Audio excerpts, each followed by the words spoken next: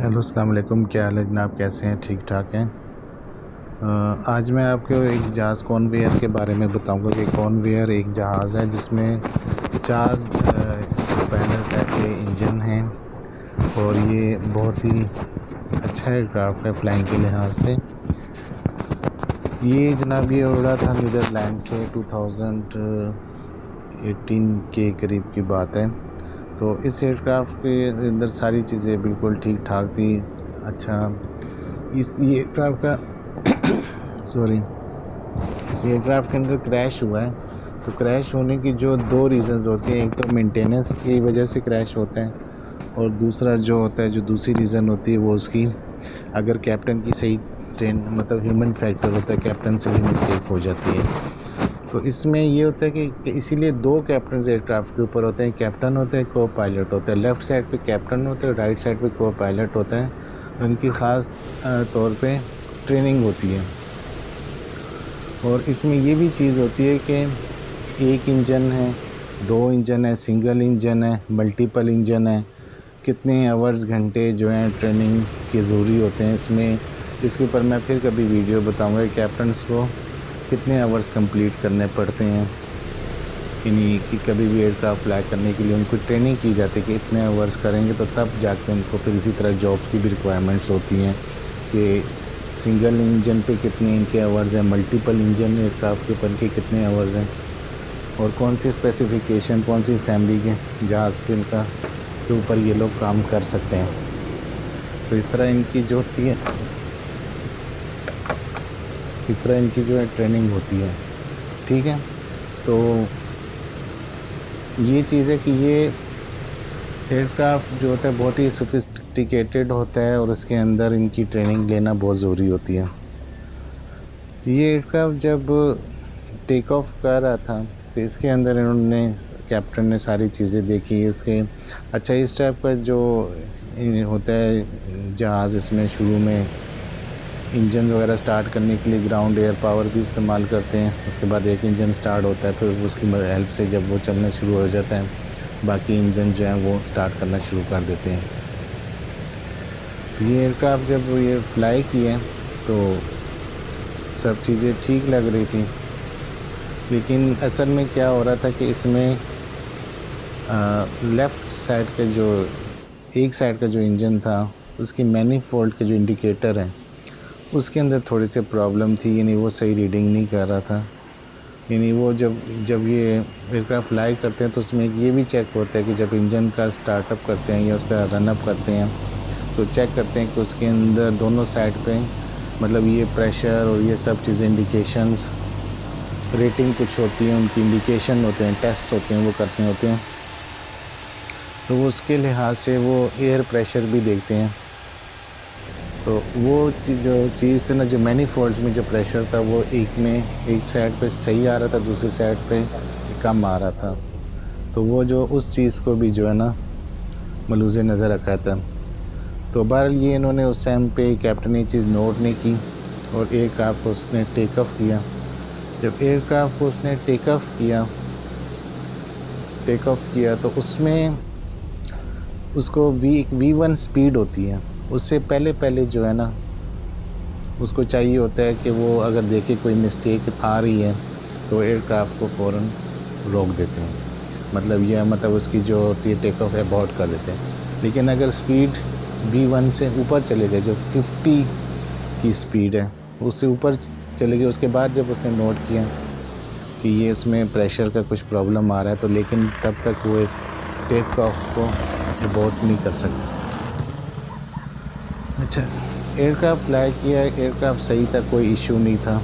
लेकिन कुछ ही टाइम बाद उसने देखा कि लेफ़्ट साइड के जो इंजन है, एक इंजन के ऊपर आग लग गई। अच्छा, ये आग जब लग जाए तो इसके अंदर स्पेशल चीज़ होती है, फायर एक्सटिंग्विशर बोटल्स होती हैं। वो जब प्रेस करते हैं तो उसके साथ वो फायर जो होती है जो बुझ जाती है। पीछे इनके नॉर्मली जो बड़े जहाज़ होते हैं उनमें APU होता है, उनके पास भी स्क्रिप बोतल होती है, फायर एक्सटिंग्विश बोटल्स होती है। वो जब प्रेस करते हैं तो वो फ़ौरन उसमें से झाग निकलती है और इंजन को बुझा देते हैं। हर इंजन के पास साथ ये प्रोविज़न होती है। और उससे पहले जब एयरक्राफ्ट फ्लाई करते हैं तो तब भी वो ये चीज़ का ख़ास ख्याल रखते हैं कि ये सब टेस्ट वगैरह सही काम कर रहे हैं कि नहीं कर रहे हैं। तो ये जब आग लगी है तो उन्होंने वो सब सेफ्टी प्रिकॉशंस नहीं ली जो लेनी चाहिए थी, यानी अब इनको वो आग को बुझाना चाहिए था। ठीक है। अच्छा, ये जब इनका जो ये प्रेशर का इशू चल रहा था जब एयरक्राफ्ट फ्लाई किया है, तो इन्होंने इस बात का भी ख्याल नहीं रखा। मतलब इसमें क्या था, जब प्रेशर मेंटेन है तो टेक ऑफ भी, मतलब जो क्लाइंबिंग थी, क्लाइंबिंग रेट भी इनका सही नहीं था। इन्हीं सारे ये पैरामीटर्स होते हैं कि जिनका ख्याल रखना होता है। अच्छा, एक बात मैं बता दूं कि जब भी एयरक्राफ्ट के अंदर इंजन को आग लग जाए तो इंजन से फिर सप्लाई जा रही होती है, बाकी एयरक्राफ्ट को सिस्टम्स को भी जा रही होती है। अगर एक एयरक्राफ्ट अगर आग लगी तो उसको बुझाया जा सकता है। इसमें 4 इंजन है, दूसरे ऑपोजिट साइड वाला इंजन भी उसके मुताबिक बंद कर सकते हैं, मतलब दोनों साइड के इंजन को बंद किया जा सकता है। 4 इंजन में से अगर एक इंजन ख़राब हो जाए, बाकी 3 इंजन पर भी जहाज़ को उड़ाया जा सकता है। 2 इंजन ख़राब हो जाए, 2 रह जाएँ, उसके ऊपर भी एयरक्राफ्ट को फ्लाई किया जा सकता है। एक इंजन रह जाए, उस पर भी एयरक्राफ्ट को फ्लाई किया जा सकता है। और अगर चारों इंजन ख़राब हो जाएं तब भी ग्लाइड कैप्टन की ख़ास किस्म की ट्रेनिंग होती है, तब भी एयरक्राफ्ट को बचाया जा सकता है। हिस्ट्री गवाह है कि एविएशन की फील्ड के अंदर कि ऐसे जहाज़ को भी बचाया गया जिसमें चारों इंजन बंद हो गए, लेकिन उसको ग्लाइड्स के तरीके से, जैसे किश्ती पानी में तैरती है, एयरक्राफ्ट जो होता है हवा में तैरता है, उस तरह उसने उसको तैर के, यानी समझे बाय एयर फ्लाई करके उसने एयरक्राफ्ट को बचा लिया था। तो ये जो जहाज़ था, ये इसमें जो था कॉन्वेयर था, ये फ्लाई करने के बाद अब जब इसके अंदर एक इंजन में आग लगी तो तब भी बाकी 3 इंजन तो काम कर रहे थे, लेकिन वो उसके क्लाइम जो था वो डिसेंट होते गया और आहिस्ता आहिस्ता एयरक्राफ्ट डाउन होता गया। मतलब उसको पता समझ ही नहीं कैप्टन को क्यों हो रहा है, और अल्टीमेटली जहाज़ क्रैश हो गया। तो लेकिन ये कि जब क्रैश हुआ उसमें फिर भी वो जितने 17 लोग थे और कैप्टन ज़ख्मी हुआ, वो बच गए। तो ये एयरक्राफ्ट क्रैश हो गया। तो ये चीज़ है कि उसमें फिर भी जो थे, जो अंदर पैसेंजर्स थे, बच गए।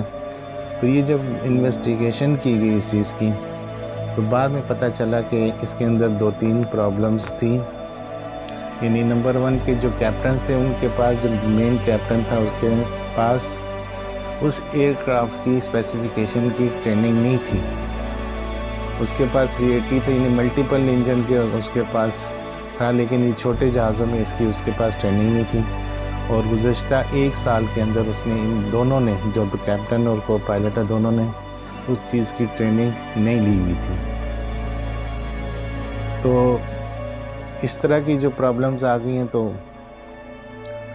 दूसरा ये था कि उसकी, मतलब इनको ट्रेनिंग लेना बहुत ज़रूरी होता है। और इनके मतलब ये, जैसे ये होता है ना, जैसे टोयोटा करोला, होंडा, यानी टोयोटा करोला के अगर आपने ड्राइविंग सीखी है तो लाजिम नहीं कि होंडा भी कर सके। अगर होंडा में की तो उसमें भी CRV और डिफरेंट जो होता है अकॉर्ड या सिटी, अलग अलग की स्पेसिफिकेशन की क्वालिफ़िकेशन और ट्रेनिंग लेनी पड़ती है कैप्टन्स को। यानी एयरक्राफ्ट चलाना इतना आसान काम नहीं होता, इसके लिए हर चीज़ के लिए ट्रेनिंग लेनी पड़ती है और फ्लाइंग आवर्स कंप्लीट करने पड़ते हैं। और साथ में हर साल में टेस्ट होते हैं, कॉम्पिटेंसी टेस्ट होते हैं, कि जो लेना बहुत ज़रूरी होते हैं। तो इन दोनों के पास वो ट्रेनिंग नहीं थी, जिसकी वजह से ये एयरक्राफ्ट क्रैश हो गया। ये चीज़ें इतना इम्पोर्टेंट होती हैं। हालांकि उन दोनों के पास double decker A380 Airbus A380 की ट्रेनिंग थी, लेकिन कॉन्वेयर की ट्रेनिंग नहीं थी। इसके अंदर जब इन्होंने आग लगी तो वो बुझाने को सही टाइम पे ना तो उन्होंने एक्शन लिया, ना इन्होंने बुझाने की कोशिश की, ना इनको वो पता चल रहा था, क्योंकि एयरक्राफ्ट की स्पेसिफिकेशन का फ़र्क था। और इसके अलावा मेंटेनेंस में भी जो है वो केयर नहीं की गई थी। जब इंजन के डक्ट्स वगैरह लगाए गए थे तो वहाँ पे भी जो है ना उसमें प्रॉपर मेंटेनेंस नहीं हुई थी, जिसकी वजह से ड्यूरिंग फ्लाइट जो है वो आग लगी थी।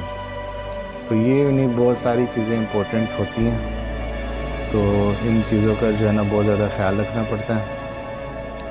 तो यूँ आपने देख लिया कि छोटी सी गलती के साथ कितना बड़ा नुकसान हो गया। तो इसलिए एयरक्राफ्ट की फ़्लाइंग में बहुत सी चीज़ों का ख्याल रखा जाता है। बाकी आप लोग ख्याल रखें इंशाल्लाह। तो इस तरह और अच्छी वीडियोज़ भी जो है इंशाल्लाह आपको मिलती रहेंगी। ठीक है, थैंक यू।